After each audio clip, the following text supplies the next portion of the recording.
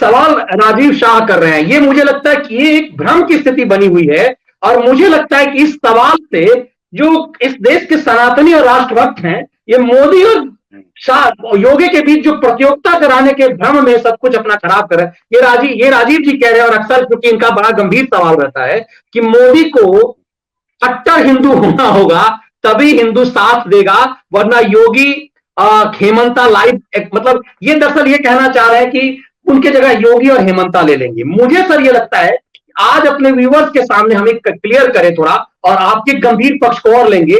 ये समझना होगा, जो मुझे लगता है आपके पक्ष में बात में मिलूंगा, जो राजीव जी कह रहे हैं, नरेंद्र मोदी गुजरात के मुख्यमंत्री में जिस तरह से संघर्ष को झेला, उस समय में सोनिया की मनमोहनी सरकार थी। 17 घंटे उन्हें 9 घंटे फिर 8 घंटे टॉर्चर किया गया गुजरात के केस में। योगी आदित्यनाथ को यह परेशानी नहीं थी। मुझे लगता है कि राजीव जी के माध्यम से हम सबको बताना पड़ेगा कि जो परेशानी नरेंद्र मोदी को वहां थी कि केंद्र की सरकार से, वो परेशानी योगी को नहीं है। नंबर 2, ये समझना पड़ेगा कि जब बाबरी मस्जिद विध्वंस हुआ था, 4 राज्यों में बीजेपी की सरकार थी, नरसिम्हा राव की सरकार ने 2 मिनट में खत्म कर दिया था। योगी आदित्यनाथ आज ये कर पा रहे हैं, मुझे ऐसा लग रहा है, उसका बहुत बड़ा कारण है केंद्र में नरेंद्र मोदी बैठे हुए हैं ऊपर। और ये समझना पड़ेगा कि योगी को अभी बहुत कुछ करना है, और राजनीति में घाव होना बहुत जरूरी है।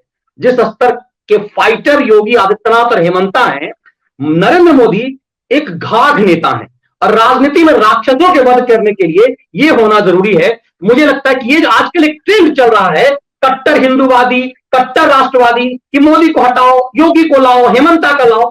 सर, इस विश्लेषण को क्लियर थोड़ा कर दीजिए आप, फिर हम आगे बढ़ेंगे। मनीष जी, आपने सही कहा, ये आजकल ट्रेंड चल रहा है। मैं इनको पहले बता दूं, ये कट्टर हिंदू क्या होता है, ये इसकी व्याख्या इनके हिसाब से क्या है, अभी बताता हूं आपको। देखिए, क्रिकेट की टीम, आज हमारा शीर्षक ही है ना बाउंसर, कि मोदी योगी के बाउंसर, तो क्रिकेट के टर्म में मैं इनको समझाता हूँ। जब टीम होती है, तो मनीष जी ने एक दिन जिक्र किया था अभी 2-3 दिन पहले चर्चा में, गावस्कर का।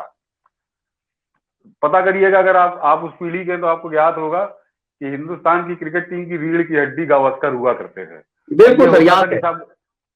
ये लोग कहते थे कि गावस्कर एग्रेसिव नहीं खेलते हैं, लेकिन रीढ़ की हड्डी वही हुआ करते थे।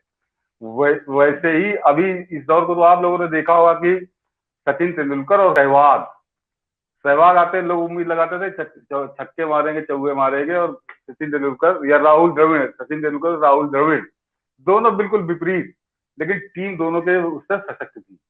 तो वैसे ही आप नौजवान हैं, योगी जी और हेमंत बिस्व शर्मा जी, वो अपनी शैली में कार्य कर रहे हैं। और नरेंद्र मोदी, कट्टर हिंदू क्या होता है? कट्टर हिंदू कुछ नहीं कर सकता। कट्टर हिंदू, बाल ठाकरे अपने आप को कहते तो थे। 5 साल के लिए सरकार बनाई थी शिवसेना ने, तो फिर 15 साल के लिए सत्ता से बाहर हो गए थे। मतलब कैसी भी कांग्रेस थी, लेकिन लोगों ने कहा शिवसेना नहीं, कान पकड़ लिए थे अपने, शिवसेना कांग्रेस है। वो बड़े कट्टर हिंदू थे, खूब नगाड़ा बजा बजा के कहते थे कि मैं कट्टर हिंदू हूँ। अब बताओ, पाकिस्तान को बर्बाद कर दूंगा, 1 घंटे के लिए प्राइम मिनिस्टर बन गया तो पाकिस्तान को बर्बाद कर दूंगा, ऐसा वो कहा करते थे। हाँ, वो मतलब वो इकलौते ठेकेदार थे कट्टर हिंदुत्व के। अब बता रहा हूँ नरेंद्र मोदी ने क्या किया। एक बार पहले मनीष जी की चर्चा में हम लोग जिक्र कर चुके हैं, आज फिर दोहराए दे रहा हूँ। अभी काशी विश्वनाथ का आपने सुना कि 70 साल किसी ने हाथ नहीं लगाया था, और कल उसको देखिएगा नरेंद्र मोदी ने क्या किया। ये हिंदुत्व के लिए नहीं है तो किसके लिए?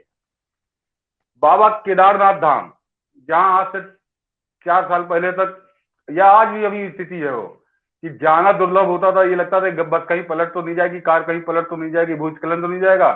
वहां 14 हजार करोड़ की लागत से एक्सप्रेस वे बनवाया है उन्होंने। ऑल वेदर 4 लेन एक्सप्रेस वे बन रहा है, जिसपे इन्होंने बहुत अड़ंगा डाला, लेकिन वो करीब 70-80% पूरा हो चुका है। 12-14 हजार करोड़ का तो वो बन रहा है एक्सप्रेस वे, और उसके साथ जो योजनाएं वो कम से कम 50,000 करोड़ रुपए की है, जो पूरा विकास कर देगी बाबा भोलेनाथ के धाम का। ये हिंदुत्व के लिए नहीं तो क्या? कट्टर हिंदुत्व का मतलब गणासा लेके और तलवार लेके निकल पड़े आदमी।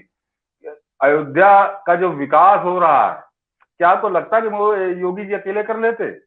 अब एक बहुत छोटा सा बिंदु बता रहा हूं, बहुत ज्यादा खुल के बोलूंगा नहीं। हाई कोर्ट का निर्णय राम मंदिर पे अक्टूबर 2010 में आया था मनीष जी। 16 या 18 2010 में मैंने कवर किया था उस जजमेंट को। 2010 में आया था। कुछ दिन बाद उसमें मतलब हफ्ते 10 दिन बाद उसमें अपील सुप्रीम कोर्ट में चली गई थी। चली गई थी, महीने भर बाद। जब तक नरेंद्र मोदी प्रधानमंत्री नहीं बने उस हाई कोर्ट में फाइल को पलटा नहीं गया था। क्या वो उस केस की सुनवाई नहीं शुरू हुई थी। जब केंद्र में मोदी की सरकार बनी है तब उसकी सुनवाई शुरू हुई। और सुनवाई क्या शुरू हुई? सुनवाई शुरू हुई, आज आपका मंदिर बनना शुरू हो गया है। 5 साल में उसकी सुनवाई पूरी करके डे बाई डे सुनवाई करा के और उसका निर्णय आया। मंदिर का अब भव्य मंदिर बन रहा है जिसको देख के हम लोग क्या कहें, वो कल्पनीय होगा, विश्वसनीय होगा। तो जरूरी नहीं कि बाल ठाकरे की तरह कट्टर हिंदू की ये मार डालूंगा, काट डालूंगा और पाकिस्तान को मिटा दूंगा, कुछ नहीं कहा। लेकिन ये समझ लीजिए कि अभी केवल तो 7 साल, अभी मुझको लगता है कि कम से कम 7-10 साल अभी मोदी और रहेंगे इस देश के प्रधानमंत्री।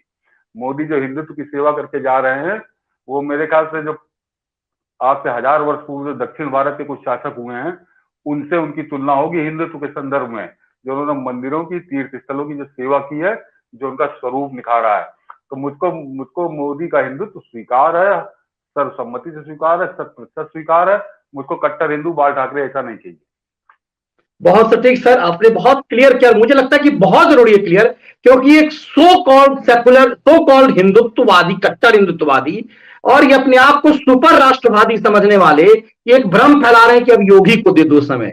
इन्हें समझना पड़ेगा कि आज योगी को अभी मोदी बनने में समय लगेगा, ये इंकार नहीं किया जा सकता योगी जैसा, मगर ये समझना पड़ेगा कि गुजरात में जब नरेंद्र मोदी काम कर रहे थे तो पूरे मनी लॉन्ड्रिंग के चैनल, पूरी मीडिया राक्षस की तरफ कूदती थी उनके पीछे। आज इस 4G के दौर में, वो 4G का दौर नहीं था कि हर किसी को पता हो कि ये कितनी फर्जीवाड़ा करते हैं। ये खैराती कुमारों का गैंग, रवीश की तो बात छोड़ दीजिए, राजदीप सरदेसाई तो खुल करके कहता था कि हमने जाति और इस तरह से काम किया, क्योंकि वो 4G का दौर नहीं था कि आम पब्लिक पूरे फैक्ट को रखती। आज हर बेईमानी किस तरह से, सोचिए कि मनी लॉन्ड्रिंग के चैनल पर एक खैराती कुमार ने शाहरुख खान को, एक शाहरुख नामक दंगाई को, देशद्रोह के आरोपी को अनुराग मिश्रा बना दिया। आज यदि 4G का दौर नहीं होता तो रवीश कुमार उसे साबित कर दिया था कि वो अनुराग मिश्रा है। मतलब मैं ये कह रहा हूं कि उस दौर में नरेंद्र मोदी को ये लोग घेरते थे, अभिमन्यु बना करके मारते थे, फिर भी वो निकल के आए। आज योगी आदित्यनाथ जो कर रहे हैं वो बदले दौर में 4G की बड़ी भूमिका है, क्योंकि जनता बन गई है अब जर्नलिस्ट। आप और हम इस चीज को खुल करके कह पा रहे मंच से, पहले हमें मना कर दिया जाता था। एक छोटा सा चीज मैं कह दूं सर, जो लोग ये कहते हैं, मैं न्यूज रूम में था, मेरा संपादक हुआ था सनसनीवाज जो है वो चिरकुट, मुझे कहा एक दिन न्यूज रूम में कि तुम नवरात्रा में ये टिक्का लगा करके चले आए हो, तुम इससे कैमरे पे आओगे आज इस बेईमानों को देखिए कि मैं काशी में देख रहा हूं अपने तमाम टेलीविजन, जो दिल्ली से मेरे जितने साथी गए हुए हैं सब के सब त्रिपुंड लगा करके लाइव कर रहे हैं। ये उस दौर में संभव नहीं था। ये बदलाव में बहुत बड़ी भूमिका नरेंद्र मोदी की है, जिसने काशी विश्वनाथ के मंदिर के सामने गंगा के तट पर त्रिपुंड लगाकर भारत का पहला प्रधानमंत्री बैठा। उस समय ये सब चीजें असंभव थी। पहली बार इस देश में किसी नेता ने एक जालीदार टोपी को पहनने से मना कर दिया, वरना इस देश में टोपी ही तो पहनाए जा रहे थे। इसलिए समझना यह नहीं है कि योगी का विरोध हम और आप कर रहे हैं। योगी एक बेहतरीन लाइन लेंथ पे खेल रहे हैं इन राक्षसों के वध के लिए, लेकिन ये समझना पड़ेगा कि अभी मोदी का होना कितना जरूरी है। जैसे कहा जाता है ना कि घर में जब तक आपको लगता है कि पिता है, बाप है, इसके होने की क्या जरूरत है, चुपचाप ये बैठ रहा, उसकी गार्जियनशिप, उसके नेतृत्व की क्या भूमिका। कुछ कहना चाह रहे थे सर आप? क्योंकि मुझे लगा कि अभी बोलना बहुत जरूरी है कि बहुत लोग अपने आप को समझते हैं कि कट्टर बिंदु है, वही देश को बदल सकते हैं। ये उनके लिए जवाब है सर। मैंने कहा ना कि वो वही क्रिकेट टीम को उदाहरण और क्लियर कर दूं कि जो गावस्कर खेलते थे उसी टीम में कपिल देव भी खेलते थे, और दोनों की जमीन आसमान की शैली अंतर था, दोनों की शैली। बिल्कुल सर, बिल्कुल। मगर वही गावस्कर और कपिल देव की जोड़ी वर्ल्ड कप जीत के लाई थी, तो वो उसको छोड़ दिया। और वो एक आपने क्योंकि बॉलीवुड का जिक्र कर दिया, इसको हम लोग कभी लंबी चर्चा करेंगे मनीष जी। खाली इतना बता दूं कि जरा 2014 से पहले का बॉलीवुड याद कर लीजिए। आज कहाँ है वो तिकड़ी, खान तिकड़ी, मतलब उनके अलावा कोई था ही नहीं, कोई था ही नहीं। गैंग था और हिंदू विरोधी फिल्मों की जड़ी लगी रहती थी। कहाँ है आज की तारीख में? अब हमने कहा किसी लंबी चर्चा उस पर करेंगे, केवल इतने समझ लीजिए कि लाइन लगी है, तो परिवर्तन हो रहा है। मैंने कहा ना कि बाल ठाकरे ऐसा बवाल करने वाला केवल बयानबाजी करने से कोई काम नहीं बनता है। नहीं बनता। योगी जी और मोदी को मैंने बताया ना कि गावस्कर और कपिल देव की जोड़ी है ये।